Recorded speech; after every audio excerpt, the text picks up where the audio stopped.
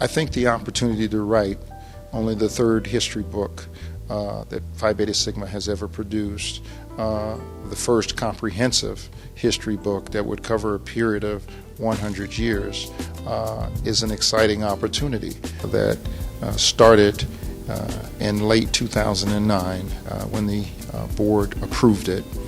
And then we've had an opportunity to spend a year of research, and then we did a year of traveling to uncover firsthand documentation, primary source documentation. We went to Kansas State University, the home of Delta Chapter, to look at the primary source documentation with respect to the first chapter that was ever chartered on a non-black campus.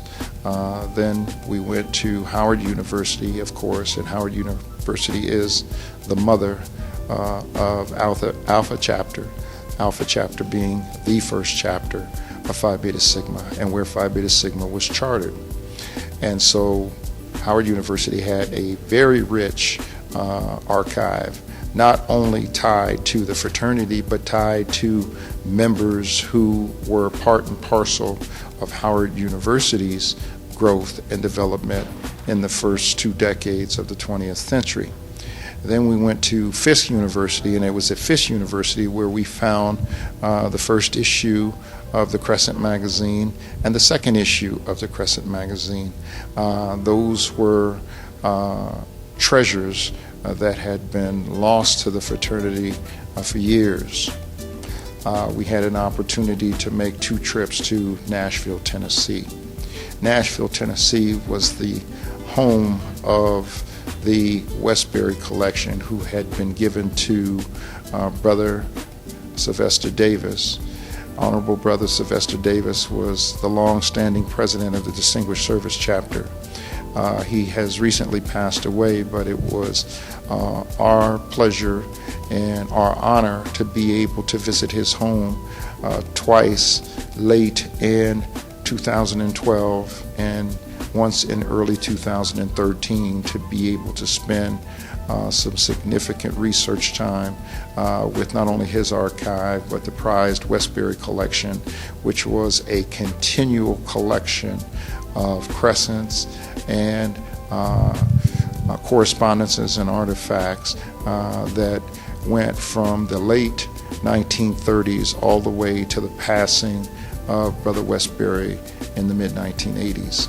And so we think that that was an opportunity for us to really dig into the period of history, that a lot of which came after the first history book was produced in 1957.